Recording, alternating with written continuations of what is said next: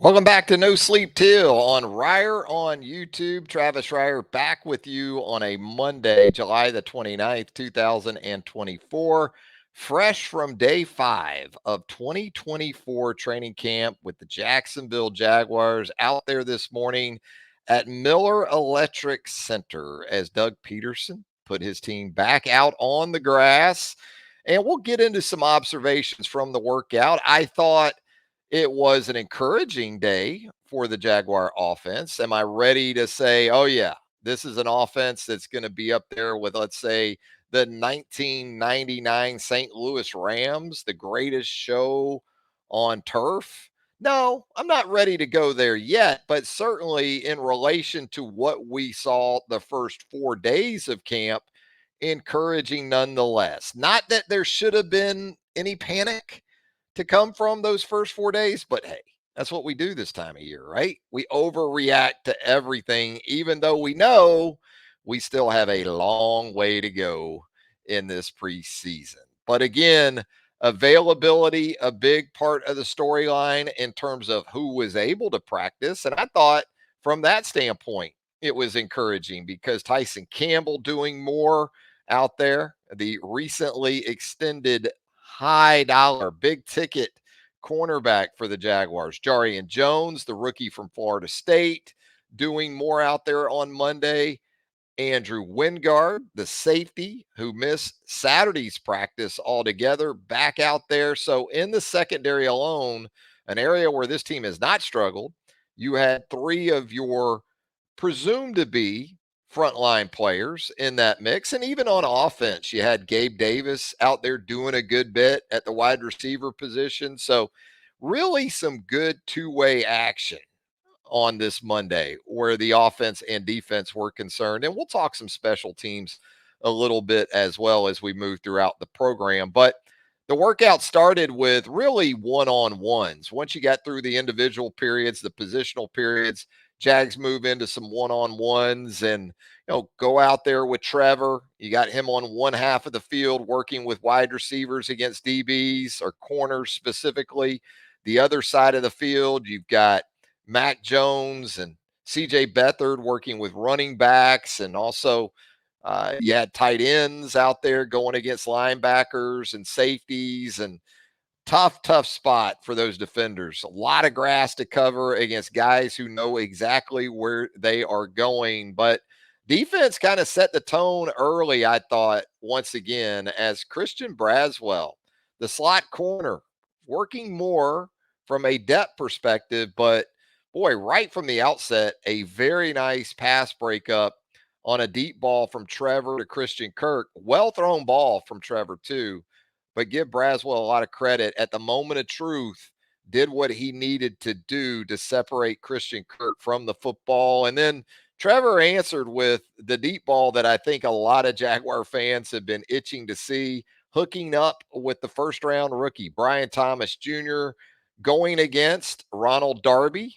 The right now, if there's a starting corner opposite Tyson Campbell, I would think it's Ronald Darby. Now, Jarian Jones is a guy that even if he doesn't start the season as the slot corner or one of the corners, I wouldn't write him off in terms of how things could play out as the season moves on. But really nice play by Brian Thomas Jr. and one in which you might expect elicited a large reaction from the assembled fan base. You also had a couple of issues for the offense. Gabe Davis with a really nice route, but drops the pass from Trevor Lawrence. You had Trevor with an underthrow with Joshua Cephas. Cephas had really separated himself from Tavon Campbell, the corner, and ball's underthrown just enough. And give Campbell a lot of credit. Recovers, gets his hand in there, is able to break it up. But I think if Trevor's able to get it out in front of Cephas a little bit, it's in all likelihood a touchdown. And then Braswell comes right back a little while later, undercuts a throw from Trevor Lawrence to Christian Kirk, picks off the pass, would have been a pick six in a game type situation. So again, give and take early on with Trevor out there working with those wide receivers against the corners and the slot corners. Also, Mac Jones, I thought for Mac, might have been his best day to this point of the 5 practices. I thought Mac was really good on Monday, working with running backs and tight ends during these one-on-ones. He was able to hit Peterson, the tight end, on a corner.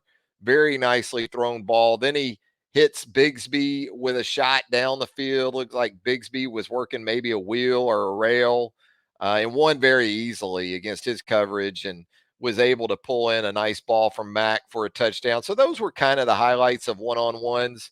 Then the Jags sort of moved into some 11 on 11.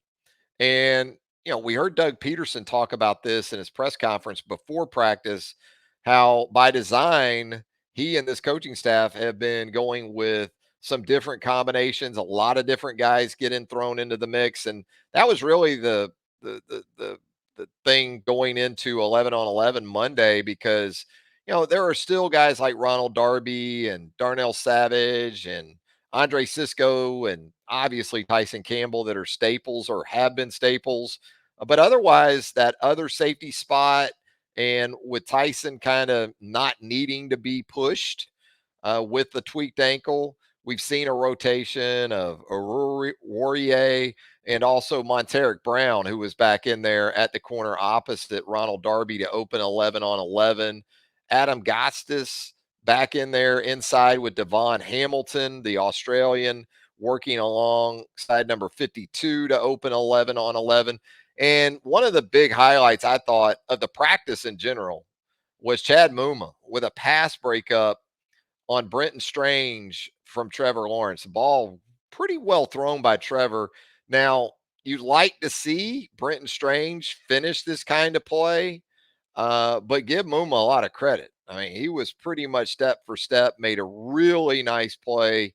What you want to see out of Muma for sure, given where you took him a couple of 3 drafts ago, and what you're hoping to get out of him moving forward. And you're still seeing some of him in there with Devin Lloyd in some situations, or when the Jags go with a base, you're seeing Muma in there with Lloyd and Foyer.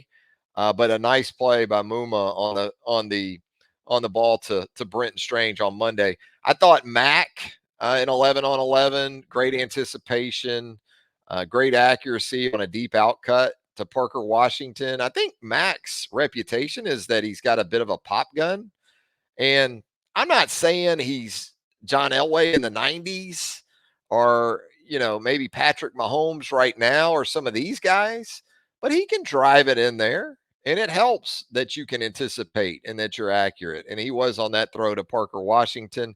Then you got into CJ Beathard in the 11 on 11. And CJ was kind of victimized by, I thought, some positive things. Tyler Lacey, not that it's full speed, full pad practice yet, but Lacey disruptive enough to give Beathard some issues on one play. And then pass coverage continued to be very good. I mean, you get into the 2s and 3s with this group right now, and they all can run and cover pretty well. So pass rush depth, pass coverage depth during this portion of practice with Beathard in there at quarterback, I thought was a positive for the Jaguar defense.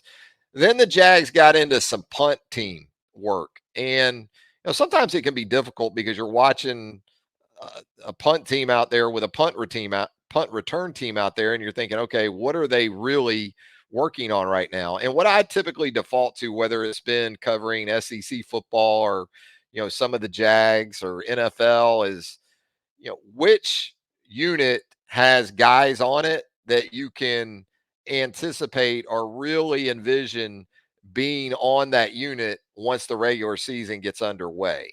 And so from that, from a personnel perspective, I took that this was a punt team drill. Now, the other side of that was you get to see who the punt return options are, because they still put those guys back there, even when Logan Cook is getting punts off, and kind of plus territory work they were working on with the punt team. And so Devin Duvernay back deep, Austin Trammell back deep, and of course Parker Washington back deep. After Agnew left, I think it was sort of believed to be connect the dots in play that Washington would be the guy. Maybe he will be, But Duvernay's got some juice, as we've seen at both wide receiver, and you saw it from him in the return game already at the NFL level with the Baltimore Ravens. So that's going to be an interesting scenario to watch play out. So go back into some pass game work,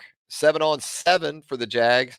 And this was where it didn't get off to a great start for the offense. I thought we saw maybe more so than we have at any point during this preseason to date, understanding it's still very early. A little bit of frustration from Trevor Lawrence. Had a pre-snap issue trying to get 7-on-7 going. I thought Trevor was as animated with his frustration as he has been to this point, at least in what I've seen.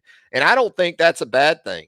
I think if there's something you might want the guys around Trevor to see more of, it's that. Not just when he's frustrated, but when something good happens too.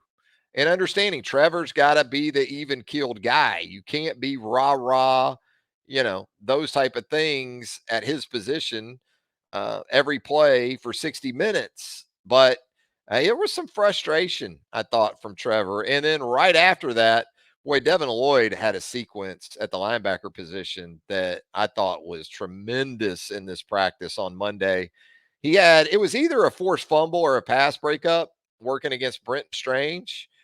Big time play and coverage by Devin Lloyd. You got back into Mac with 7-on-7, had a nice ball on a deep comeback to Denzel Mims. Unfortunately, Mims had the ball go right through his hands. You had another drop shortly thereafter or during 7-on-7 with CJ Beathard at quarterback. He throws it out to the flat. Running back Dearness Johnson can't hang on. And so you rotate back around to Trevor Lawrence in 7-on-7 and Lloyd again. And this time it's on Evan Ingram. So it's made even more impressive.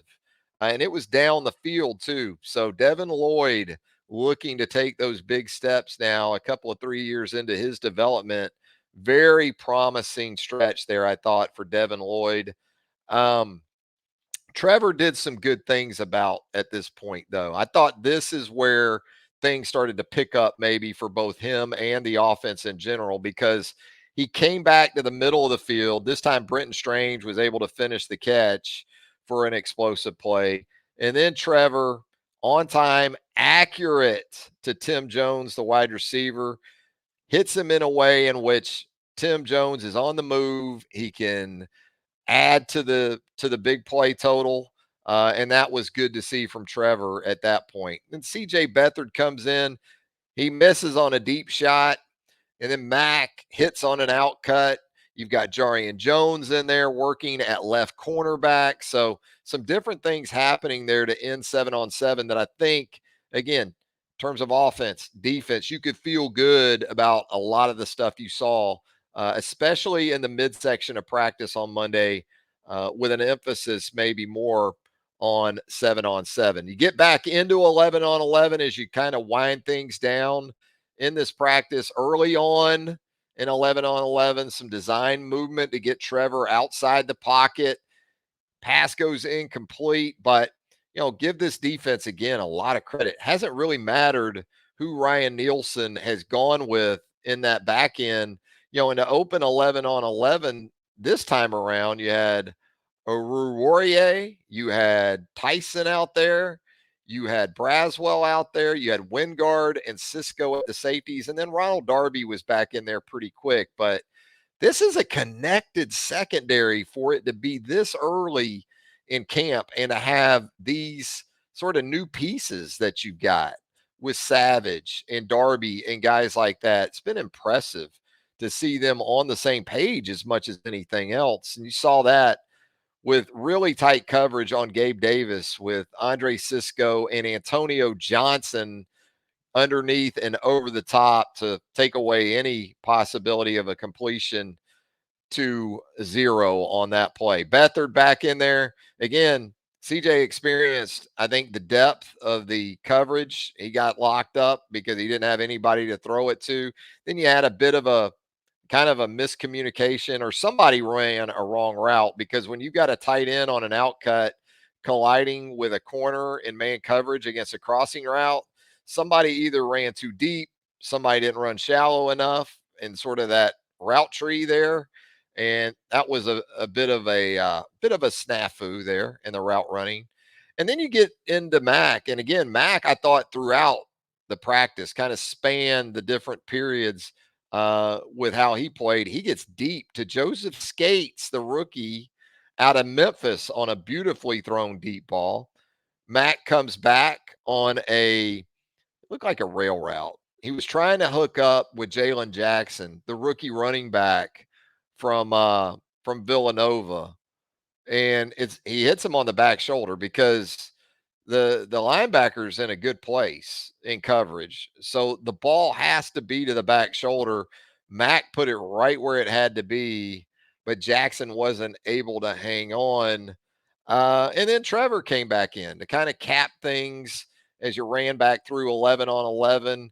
He hits Christian Kirk on time, in stride on the crossing route, sprint out to the right. He's able to hook up with Elijah Cooks, and then he comes back to Gabe Davis on the crossing route. Not sure what the plan was, if there was a plan specifically, because as we've heard Doug Peterson say and the players say, it's a lot of installation right now, but don't take that to mean that there's game planning going on. There's not. There really isn't.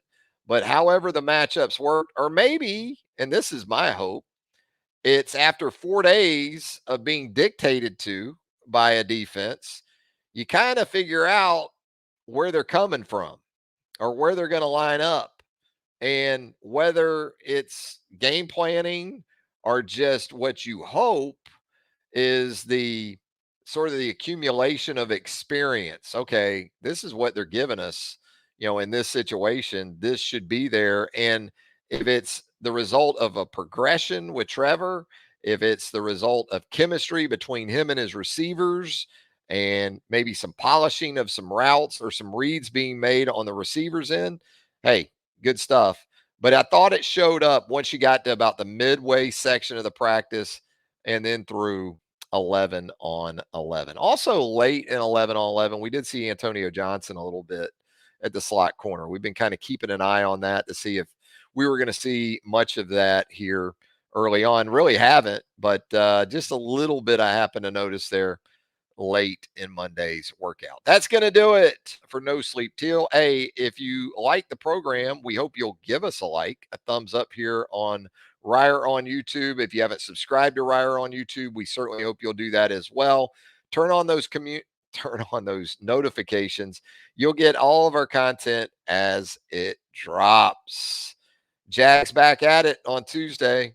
Full pad work coming on Wednesday. It's about to get really real over on the banks of the St. Johns River. Once again, thanks for joining us here on No Sleep Teal. And until next time, so long, everybody.